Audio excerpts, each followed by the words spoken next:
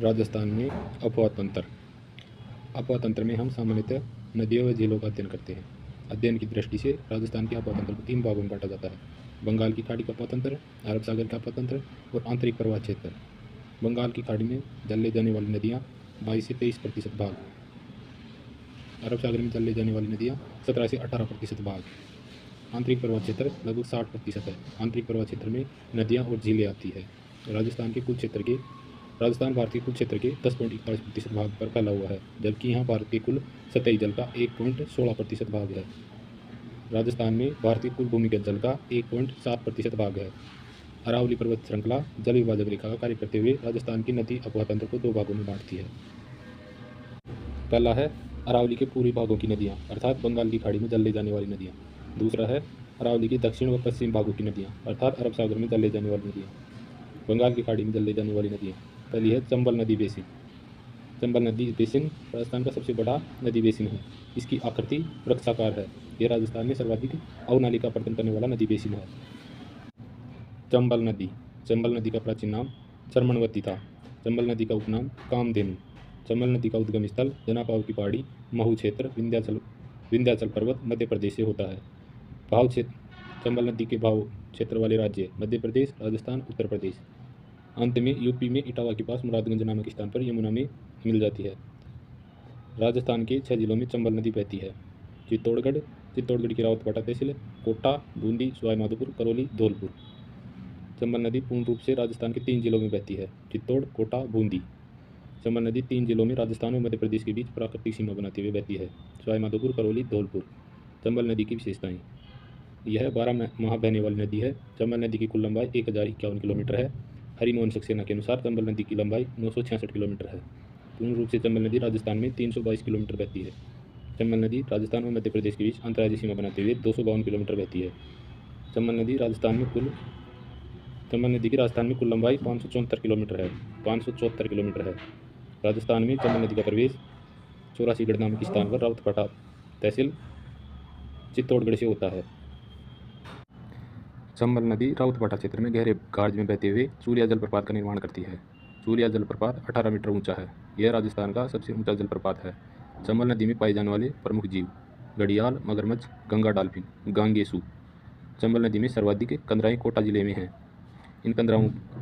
चंबल नदी में सर्वाधिक कंदराएं कोटा जिले में हैं। इन कंदराओं को उदबिलाओं की शरण स्थली कहा जाता है। चंबल नदी बूंदी जिले के केशवरायपाटन क्षेत्र में बहती है, जहाँ चंबल नदी का सबसे गहरा व सबसे चौड़ा पाट है। चंबल नदी पर देश का पहला जलीय जीव अभ्यारण्य विकसित किया गया: नमामि गंगे योजना, जून 2014 से। इस योजना के तीसरे चरण में यानी 2021 में चंबल नदी को शामिल किया गया। चंबल नदी राजस्थान में सर्वाधिक सतही जल वाली नदी है। चंबल नदी पर 4 बांध बने हुए हैं, जिनका उद्गम से मुहानी की ओर क्रम इस प्रकार है: गांधी सागर बांध, राणा प्रताप सागर बांध, रावतबाटा चित्तौड़। गांधी सागर बांध MP, राणा प्रताप सागर बांध रावतबाटा चित्तौड़, जवाहर सागर बांध कोटा बैराज कोटा। कोटा शहर में चंबल रिवर फ्रंट का निर्माण किया गया है। इसका उद्घाटन 12 सितंबर 2023 को किया गया। चंबल नदी की सहायक नदियाँ: काली सिंध नदी, यह चंबल में दाएं सिरे से मिलने वाली सहायक नदी है। काली सिंध का उद्गम बागली गांव की पहाड़ी, देवास क्षेत्र, विंध्याचल पर्वत मध्य प्रदेश से होता है। काली सिंध का भाव क्षेत्र मध्य प्रदेश, राजस्थान। राजस्थान में काली सिंध नदी का भाव क्षेत्र झालावाड़, बारां, कोटा। काली सिंध नदी का राजस्थान में प्रवेश बीदा गांव, रायपुर के पास झालावाड़ से होता है। काली सिंध नदी अंत में कोटा जिले में नारेरा गांव के पास चंबल में मिल जाती है। काली सिंध की सहायक नदियां हैं आहू, चंद्रभागा, परवन। आहू नदी काली सिंध की सहायक नदी है। यह नदी मध्य प्रदेश से निकलकर राजस्थान में केवल झालावाड़ में बहती है। आहू और काली सिंध नदियों के संगम पर गागरोन दुर्ग बना हुआ है। पिपलाज नदी आहू की सहायक नदी है, जो केवल झालावाड़ जिले में बहती है। पिपलाज नदी पर पिपलाज सिंचाई परियोजना झालावाड़ में है। चंद्रभागा नदी काली सिंध की सहायक नदी है। यह राजस्थान में झालावाड़ जिले में बहती है। चंद्रभागा नदी झालरापाटन के पास काली सिंध में मिल जाती है। चंद्रभागा नदी के किनारे चंद्रभागा पशु मेला झालरापाटन झालावाड़ में लगता है। झालरापाटन के पास चंद्रभागा नदी के किनारे ब्लैक पगोडा या सूर्य मंदिर का निर्माण किया जा रहा है। यह जोधपुर के चित्रपत्रों से बन रहा है। परवन नदी काली सिंध की सहायक नदी है। परवन नदी के उद्गम स्थल पर 2 धाराएं हैं: अजनार और घोड़ा पचाड़। परवन नदी राजस्थान में झालावाड़ व 12 जिलों में बहती है। अंत में परवन नदी बारां जिले में रामगढ़ क्षेत्र में काली सिंध में मिल जाती है। परवन नदी के किनारे बारां जिले में शेरगढ़ अभ्यारण्य स्थित है। काली खोह नदी काली खोह नदी परवन की सहायक नदी है। यह झालावाड़ में मनोहर थाना दुर्ग के पास परवन में मिल जाती है। निवाज नदी परवन की सहायक नदी है जो केवल झालावाड़ जिले में बहती है। निवाज सिंचाई परियोजना झालावाड़ में है। पार्वती नदी चंबल नदी के दाएं किनारे से मिलने वाली सहायक नदी है। पार्वती नदी का उद्गम सेहोर की पहाड़ियाँ विंध्याचल पर्वत मध्य प्रदेश से होता है। पार्वती नदी का बहाव क्षेत्र मध्य प्रदेश राजस्थान में है। पार्वती नदी राजस्थान में बारां जिले में बहती है। पार्वती नदी का राजस्थान में प्रवेश करियाहट नामक स्थान पर बारां से होता है। पार्वती नदी बारां व कोटा जिले की सीमा मध्य प्रदेश के साथ बनाते हुए बहती है। अंत में यह नदी सवाईमाधोपुर जिले की सीमा पर पालिया गांव के पास चंबल में मिल जाती है। अंधेरी पार्वती की प्रमुख सहायक नदी है। पार्वती नदी बारां जिले में ग्रेडनुमा आकृति में बहती है। अमेजन नदी ब्राजील दक्षिण अमेरिका की तरह है। सीप नदी मध्य प्रदेश में श्योपुर की पहाड़ियों से निकलकर अंत में सवाईमाधोपुर व मध्य प्रदेश की सीमा पर रामेश्वर नामक स्थान पर चंबल में मिल जाती है। यहाँ त्रिवेणी बनता है। चंबल बनास सीप नदी का। कुन्नू नदी मध्य प्रदेश में गुना की पहाड़ियों से निकलकर राजस्थान के बारां जिले में बहती है और अंत में करौली जिले की सीमा पर चंबल में मिल जाती है। चंबल में राजस्थान में सबसे पहले मिलने वाली सहायक नदी है गुंजाली नदी। राजस्थान से निकलकर राजस्थान में चंबल में मिलने वाली सबसे पहले मिलने वाली नदी ईज नदी है। बामनी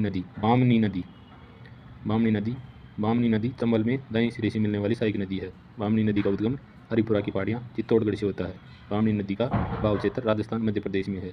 बामनी नदी राजस्थान में केवल चित्तौड़गढ़ जिले में बहती है। अंत में यह नदी राउतवाड़ा तहसील में मैसरोडगढ़ दुर्ग के पास चंबल में मिल जाती है।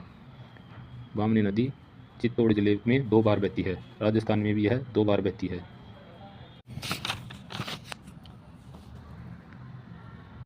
कुराल नदी यह नदी भीलवाड़ा जिले में ऊपर मालिक की पठार से निकलकर बूंदी जिले में बहते हुए अंत में कोटा व बूंदी जिले की सीमा पर चंबल में मिल जाती है। मेज नदी यह चंबल में दाएं सिरे से मिलने वाली सहायक नदी है। मेज नदी का उद्गम मांडलगढ़ की पहाड़ियाँ भीलवाड़ा से होता है। मेज नदी का बहाव क्षेत्र भीलवाड़ा सापुरा बूंदी में है। बूंदी के केसर रायपाटन क्षेत्र में मेज नदी चंबल में मिल जाती है। मांगली नदी यह नदी मेज की सहायक नदी है। मांगली नदी सापुरा से निकलकर बूंदी जिले में रामगढ़ विस्तारी अभयारण्य क्षेत्र में मेज नदी में मिल जाती है। मांगली नदी बूंदी जिले में भीमलत जलप्रपात का निर्माण करती है। मांगली नदी की सहायक नदी घोड़ा पताड़ है जो केवल बूंदी जिले में बहती है। बनास नदी का उपनाम वर्णासा वन की आशा यह चंबल की सबसे बड़ी सहायक नदी है। बनास नदी का उद्गम स्थल खमनोर की पहाड़ियाँ राजसमंद है। बनास नदी का बहाव क्षेत्र राजसमंद चित्तौड़ भीलवाड़ा सापुरा केकड़ी टोंक सवाईमाधोपुर में है।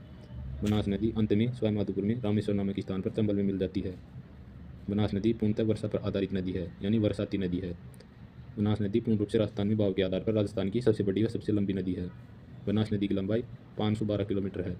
बनास नदी पर 3 त्रिवेणी संगम बनते हैं। पहला है बिगोद भीलवाड़ा, यहाँ पर बनास बेड़स मेनार नदियों का संगम बनता है। राजमहल टोंक बनास खारी ढाई नदियों का त्रिवेणी संगम बनता है। रामेश्वरम सवाईमाधोपुर यहाँ बनास चंबल सीप नदियों का संगम बनता है, त्रिवेणी संगम बनता है।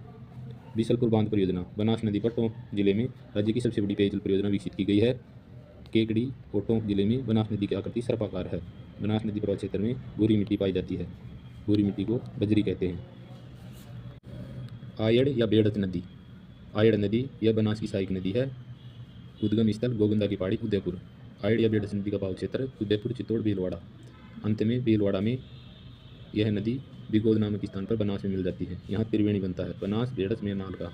इस नदी पर उदयपुर में उदयसागर झील बनी हुई है। उद्गम स्थल से उदयसागर झील तक इसे आयड़ के नाम से जाने जाते हैं। उदयसागर झील में गिरकर पुनः निकलती है तो इसका नाम बेड़स हो जाता है। इस नदी के किनारे उदयपुर में 8 सभ्यता का विकास हुआ।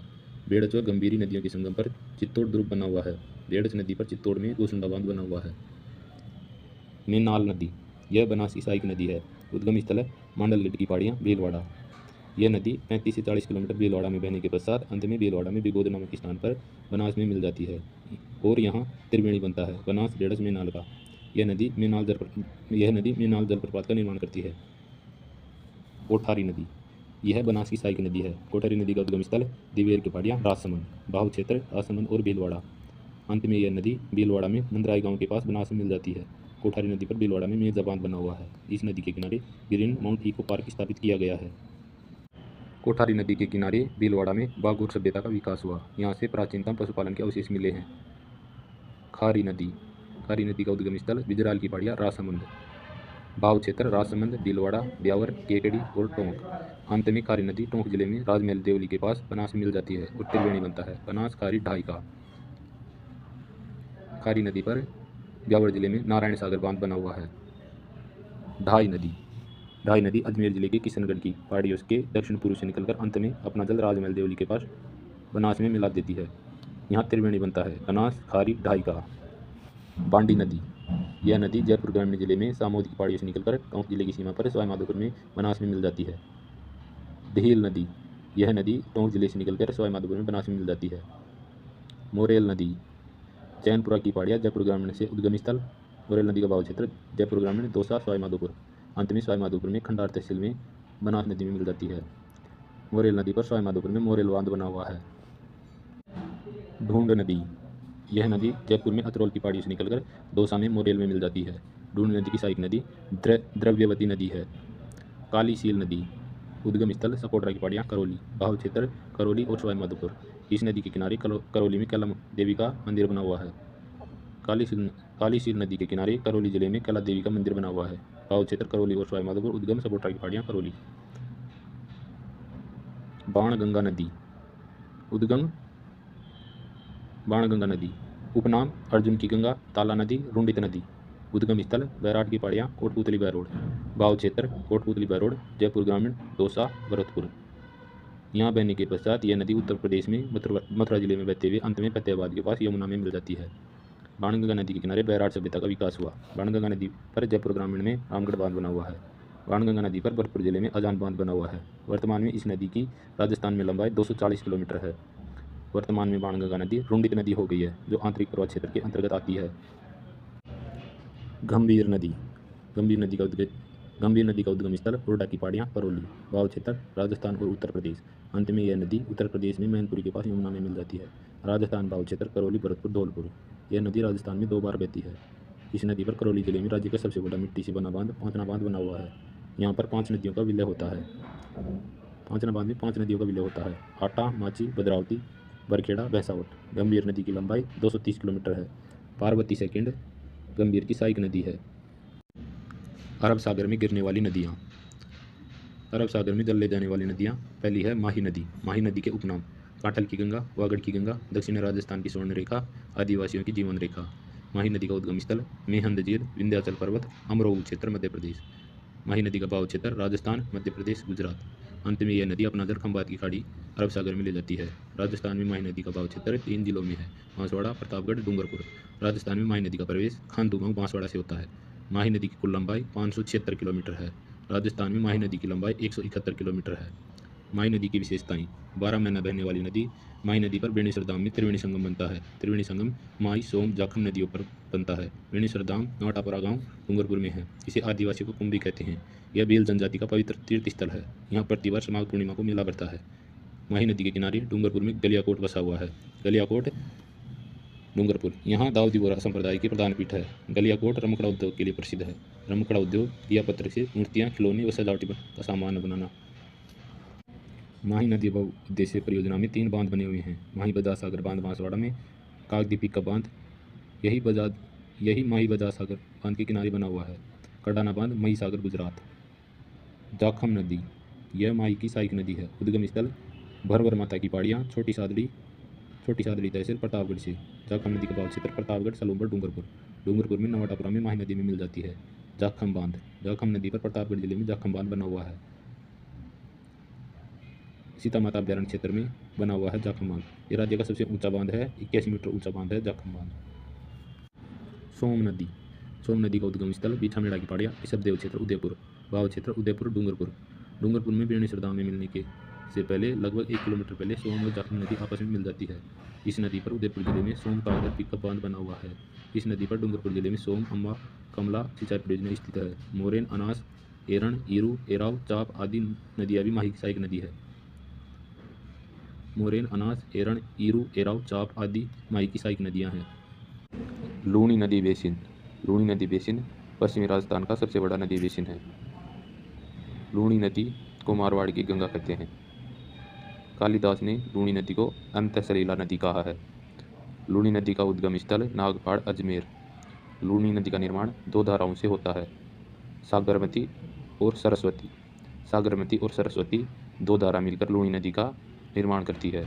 लूणी नदी को उद्गम स्थल पर साबरमती के नाम से जाना जाता है। लूणी नदी का बहाव क्षेत्र राजस्थान व गुजरात में है। राजस्थान में लूणी नदी का बहाव क्षेत्र अजमेर, नागौर, ब्यावर, जोधपुर ग्रामीण, बालोतरा, बाड़मेर, सांचौर में है। लूणी नदी की कुल लंबाई 495 किलोमीटर है। अंत में यह नदी गुजरात में कच्छ के रण में लुप्त हो जाती है। लूणी नदी की राजस्थान में कुल लंबाई 330 किलोमीटर है। लूणी नदी पूर्णतया बरसाती नदी है। बालोतरा शहर लूणी नदी के तल के नीचे बसा हुआ है।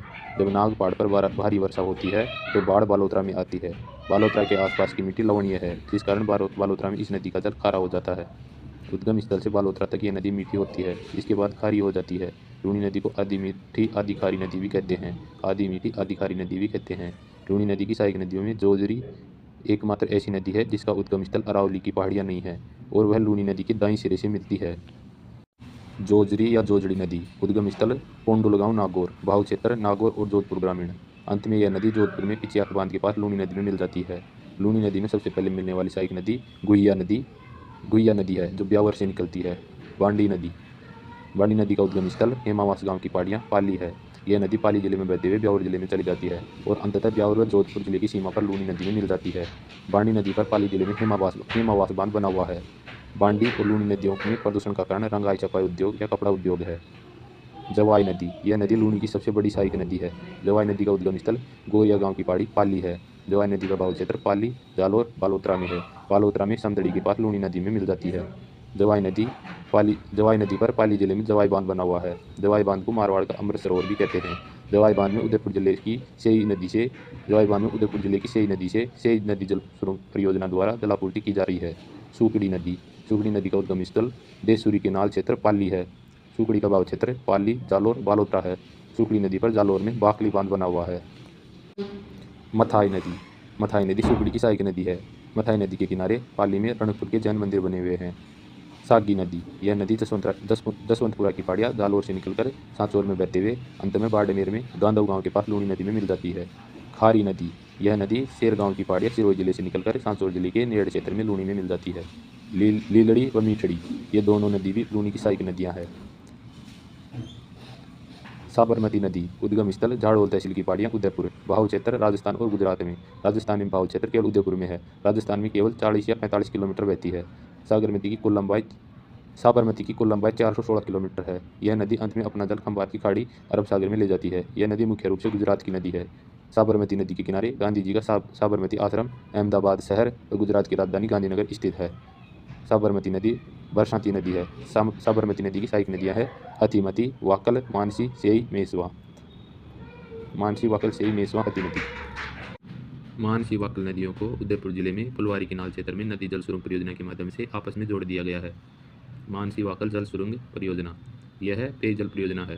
मानसी वाकल जल सुरंग परियोजना राजस्थान सरकार व हिंदुस्तान जिंक लिमिटेड की संयुक्त परियोजना है। राजस्थान सरकार की हिस्सेदारी 70% है और हिंदुस्तान जिंक लिमिटेड की हिस्सेदारी 30% है। सेई नदी से जवाई बांध में जलापूर्ति होती है। पश्चिमी बनास नदी यह नदी सिरोही जिले में नया सानावारा गांव की पहाड़ियों से निकलकर सिरोही जिले में बहते हुए गुजरात में चली जाती है और अंततः अपना जल कच्छ की खाड़ी में ले जाती है। पश्चिमी बनास की सहायक नदी सुकली नदी है। राजस्थान की आंतरिक प्रवाह क्षेत्र की नदियाँ पहली है घग्गर नदी। घग्गर नदी के उपनाम है मरत नदी, नट नदी, सोतर नदी, दृश्यदती नदी, रुंडिक नदी। घग्गर नदी सरस्वती नदी के अवशेष है। घग्गर नदी का उद्गम स्थल कालका की पहाड़ियाँ शिवालिक श्रेणी हिमाचल प्रदेश से होता है। घग्गर नदी का बहाव क्षेत्र हिमाचल प्रदेश, पंजाब, हरियाणा, राजस्थान में है। घग्गर नदी राजस्थान की एकमात्र अंतर्राष्ट्रीय नदी है। यह नदी जब बाढ़ की स्थिति में होती है तो अपना जल पाकिस्तान में ले जाती है। यह पाकिस्तान में फोर्ट अब्बास तक अपना जल ले गई है। राजस्थान में घग्गर का बहाव क्षेत्र राजस्थान में घग्गर नदी का प्रवेश तलवाड़ा गांव, तिब्बी तहसील, हनुमानगढ़ से होता है। घग्गर नदी राजस्थान में 3 जिलों में बहती है, हनुमानगढ़, गंगानगर और नया जिला अनूपगढ़ में। घग्गर नदी आंतरिक प्रवाह क्षेत्र की राजस्थान की सबसे लंबी नदी है। घग्गर नदी की लंबाई 465 किलोमीटर है। राजस्थान में घग्गर नदी की लंबाई 105 किलोमीटर है। राजस्थान में घग्गर नदी के तल को नाली के नाम से जानते हैं तथा पाकिस्तान में घग्गर नदी के तल को हकरा के नाम से जाना जाता है। घग्गर नदी के किनारे कालीबंगा व पीलीबंगा सभ्यताओं का विकास हुआ। हनुमानगढ़ जंक्शन इस नदी के तल के नीचे स्थित है। इस नदी के किनारे बरनेर दुर्ग स्थित है। कांतली नदी, कांतली नदी इसे स्थानीय भाषा में काटली नदी भी कहते हैं। कांतली नदी का उद्गम स्थल खंडेला की पहाड़ियाँ सीकर है। कांतली नदी का भाव क्षेत्र सीकर नीम का थाना झुंझुनू में है। कांतली नदी पूर्ण रूप से राज्य में भाव के आधार पर आंतरिक प्रवाह क्षेत्र की सबसे लंबी नदी है। कांतली नदी की लंबाई 100 किलोमीटर है। इस नदी के किनारे नीम का थाना में गणेशर सभ्यता का विकास हुआ।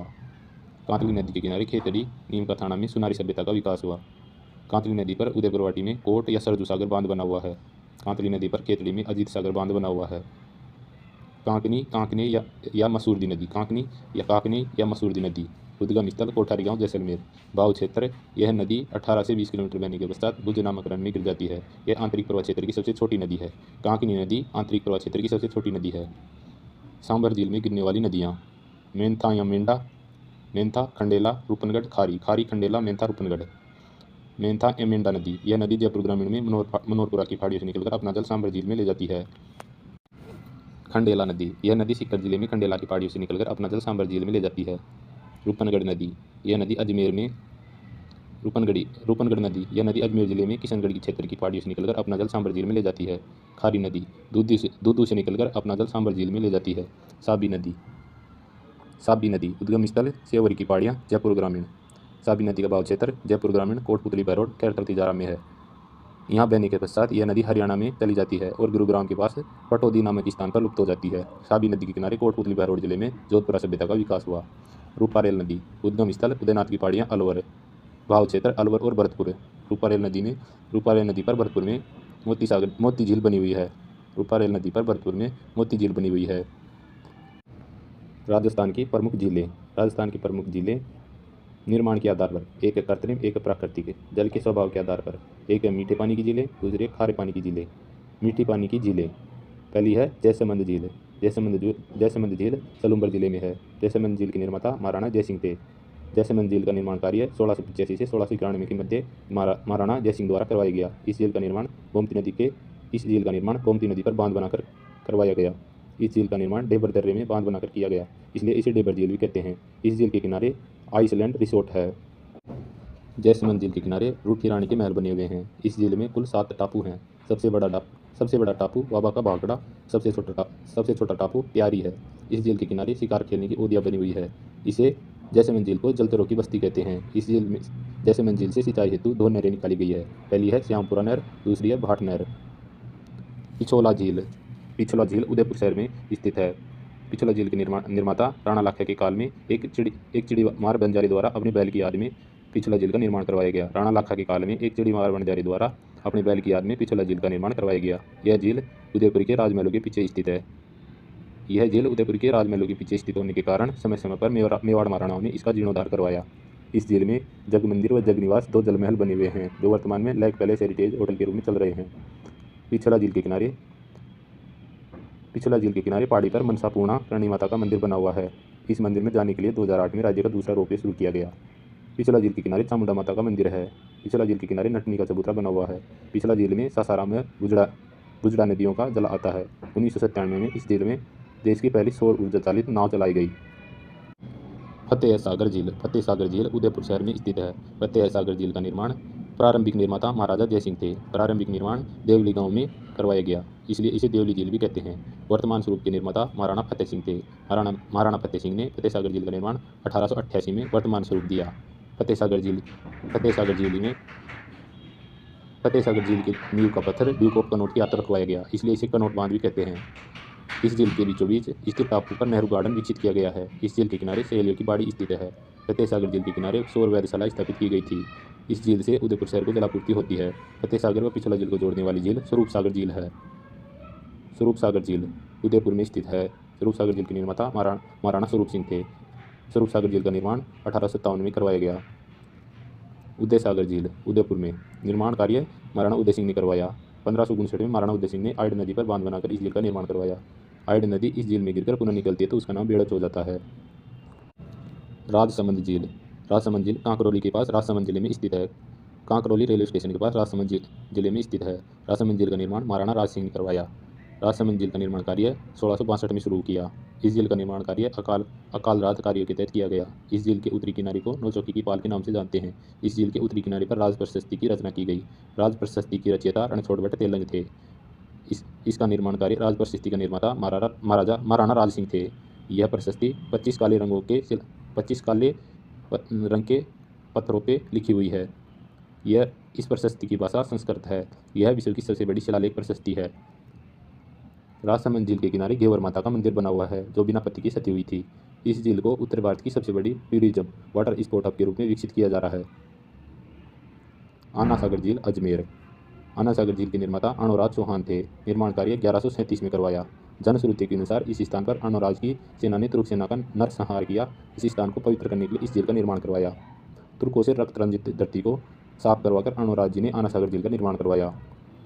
इस झील के किनारे अकबर का किला बना हुआ है। इस झील के किनारे जहांगीर ने दौलत बाग का निर्माण करवाया था, जिसे वर्तमान में सुभाष उद्यान के नाम से जाना जाता है। इस झील के किनारे शाहजहां ने संगमरमर की 12 दरी का निर्माण करवाया था। पुष्कर झील यह प्राकृतिक झील है। ये सबसे बड़ी प्राकृतिक झील है। पुष्कर झील क्रेटर झील है। पुष्कर झील क्रेटर या कोल्डेरा झील का उदाहरण है। पुष्कर झील पुष्कर अजमेर में स्थित है। पुष्कर झील राज्य की सबसे पवित्र झील है। ये राज्य की सबसे प्रदूषित झील है। इसकी आकृति अर्धचंद्राकार है। इस झील पर नहाने के 52 घाट बने हुए हैं। सबसे बड़ा व पवित्र घाट गो घाट है। इस झील में महिलाओं के लिए 1911 में ब्रिटेन की महारानी मैरी द्वारा जनाना घाट का निर्माण करवाया गया। इसे जनाना घाट के नाम से जानते हैं। जनाना घाट को गांधी घाट के नाम से भी जानते हैं। पुष्कर झील के किनारे कार्तिक पूर्णिमा को मेला लगता है। इस झील में कन्याओं द्वारा सुयोग्य वर की प्राप्ति के लिए दीपदान किया जाता है। इस झील के किनारे भारत का सबसे प्राचीनतम ब्रह्मा जी का मंदिर है।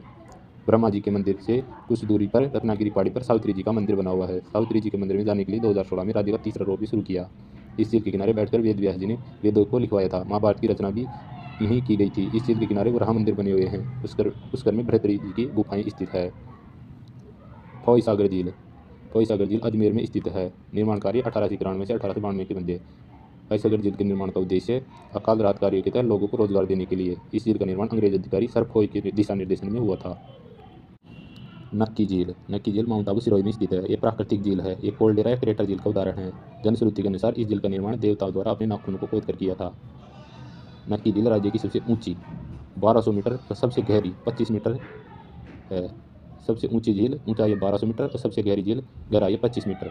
यह राज्य की एकमात्र झील है जो शीत ऋतु में जम जाती है। यह झील गरासिया जनजाति का पवित्र स्थल है। नक्की झील गरासिया जनजाति का पवित्र स्थल है। नक्की झील के किनारे टोल्ड रॉक और नन रॉक 2 चट्टानें हैं। टोल्ड रॉक की आकृति मेंढक के समान है। नन रॉक की आकृति घूंघट निकाले स्त्री के समान है। इस झील के पश्चिम में सनसेट पॉइंट है। इस झील में प्रदूषण का कारण कारागास है। नक्की झील में प्रदूषण का कारण कारागास है। अन्य प्रमुख झीलें कोलायत झील बीकानेर में स्थित है। यहाँ कपिल मुनि का आश्रम है। कोलायत झील कार्तिक पूर्णिमा को मेला बढ़ता है। यहाँ का भी दीपदान प्रसिद्ध है। कोलायत झील में चारण जाति के लोग स्नान नहीं करते। यहाँ पर भी 52 घाट बने हुए हैं। गजनेर झील बीकानेर में स्थित है। यह झील दर्पण के समान दिखाई देती है। इसका जल शुद्ध है। बूढ़ा जोड़ झील अनूपगढ़ में स्थित है। इसके पास बूढ़ा जोड़ गुरुद्वारा स्थित है। यह राजस्थान का सबसे बड़ा गुरुद्वारा है। तलवाड़ा झील हनुमानगढ़ जिले में स्थित है। यह घग्गर नदी के किनारे निमन भूमि क्षेत्र में है। पन्ना साका तालाब, खेतड़ी, नीम का थाना, माउठा तालाब, आमेर, जयपुर। इसी से आमेर महलों को जलापूर्ति होती थी। इसके किनारे केसर क्यारी बनी हुई है। मानसागर झील जयपुर, इसी झील में जयपुर के जल महल बने हुए हैं।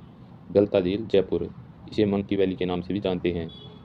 सिलीसेट झील अलवर, इस झील के निर्माता महाराजा विनय सिंह थे। इसका निर्माण कार्य 1845 में करवाया।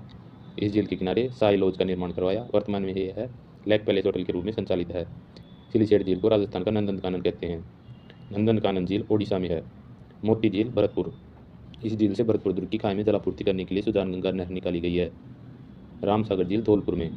रामगढ़ झील बारा, यह राज्य की उल्कापिंड निर्मित एकमात्र झील है। रामगढ़ झील बारा राज्य की उल्कापिंड निर्मित एकमात्र झील है। राम सरोवर झील जैसलमेर। तालाब ए शाही झील धौलपुर, तालाब ए शाही झील का निर्माण जहांगीर के मनसबदार सुले खान के द्वारा करवाया गया। गैर सागर झील डूंगरपुर, इस झील के किनारे कालीबाई का स्मारक बना हुआ है। जैत सागर झील बूंदी में। कनक सागर झील बूंदी में। कनक सागर झील को दुगारी झील भी कहते हैं। राष्ट्रीय झील संरक्षण कार्यक्रम की शुरुआत जून 2001 में हुई। इसे केंद्र सरकार द्वारा शुरू किया गया। इसका उद्देश्य झीलों का प्राकृतिक एवं सांस्कृतिक महत्व को बनाए रखना था। प्रारंभ में केंद्र व राज्यों के बीच वित्तीय साझेदारी 70:30 की थी। 70 केंद्र सरकार, 30 राज्य सरकार वहन करेगी। 70% केंद्र सरकार, 30% राज्य सरकार वहन करेगी। 1 अप्रैल 2016 से केंद्र व राज्यों के बीच वित्तीय साझेदारी 60:40 की हो गई। 60% केंद्र सरकार, 40% राज्य सरकार वहन करेगी। राज्य की 6 झीलों को इस कार्यक्रम में शामिल किया गया। पहली पिछोला, दूसरी फतेह सागर, तीसरी आना सागर, चौथी पुष्कर, पांचवी नक्की झील, छठी मानसागर झील। राजस्थान की खारे पानी की झीलें, ये राजस्थान के पश्चिमी भाग में पाई जाती है। ये 33 सागर का अवशेष हैं। पश्चिमी राजस्थान में भी अर्धशुष्क मरुस्थलीय प्रदेश में खारे पानी की सर्वाधिक झीलें पाई जाती है। सांबर झील जयपुर ग्रामीण में स्थित है। यह राजस्थान की सबसे बड़ी खारे पानी की झील है। इसका क्षेत्रफल 500 वर्ग किलोमीटर है। बिजोलिया शिलालेख के अनुसार वासुदेव चौहान ने 551 ईस्वी में इस झील का निर्माण करवाकर यहाँ चौहान वंश की नींव रखी। यह भारत के आंतरिक क्षेत्र की सबसे बड़ी खारे पानी की झील है। इस झील में भारत के कुल खाने योग्य नमक का 8.7% भाग उत्पादित होता है। इस झील में नमक उत्पादन का कार्य KR पद्धति से किया जाता है। इस झील में नमक उत्पादन का कार्य हिंदुस्तान सॉल्ट लिमिटेड द्वारा किया जाता है। हिंदुस्तान सॉल्ट लिमिटेड ये भारत सरकार उपक्रम है। इसकी स्थापना हिंदुस्तान सॉल्ट लिमिटेड की स्थापना 1964 में हुई। इसमें साझेदारी केंद्र की 60%, राज्य की 40% हिस्सेदारी होती है। 1817 ईस्वी में ब्रिटिश ईस्ट इंडिया कंपनी ने नमक उत्पादन के लिए जयपुर रियासत से इसे लीज पर लिया था। सांबर झील को सांबर झील के पास स्थित देवयानी को तीर्थों की नानी कहते हैं। राजस्थान की सबसे बड़ी नमक मंडी नावा, डिडवाना, कुचामन में है। पंचपदरा झील वर्तमान में बालोतरा में स्थित है। यह राजस्थान की सबसे खारी झील है। इसका खारापन सर्वाधिक है। इस झील में नमक उत्पादन का कार्य खारवाल जाति के लोग मोरली जाड़ी पद्धति से वायु प्रवाह द्वारा रेस्ता प्रणाली से नमक बनाते हैं। इस झील में नमक उत्पादन का कार्य खारवाल जाति के लोग मोरली जाड़ी पद्धति से वायु प्रवाह द्वारा रेस्ता प्रणाली से नमक बनाते हैं। इस झील से स्टेफिक नमक का उत्पादन किया जाता है। डिडवाना कुचामन में इस झील से सोडियम सल्फेट नमक का उत्पादन किया जाता है। इस झील से सोडियम सल्फेट नमक का उत्पादन किया जाता है। यह खाने योग्य नमक नहीं है। डिडवाना झील का इसका उपयोग चमड़ा उद्योग, कागज उद्योग, रासायनिक उद्योग में किया जाता है। इस झील के किनारे राज्य सरकार द्वारा सोडियम सल्फेट संयंत्र 1960 में लगाया गया। राजस्थान की अन्य प्रमुख खारे पानी की झीलें नावा झील डिडवाना कुचामन में, डेगाना झील नागौर में, तालछापर झील चूरू में, रेवासा झील सीकर में, प्रीतमपुरी झील नीमकाथाना में, लूणकरणसर झील बीकानेर में, बाप झील फलोदी में, काबोद झील जैसलमेर में, बरमसर झील जैसलमेर में।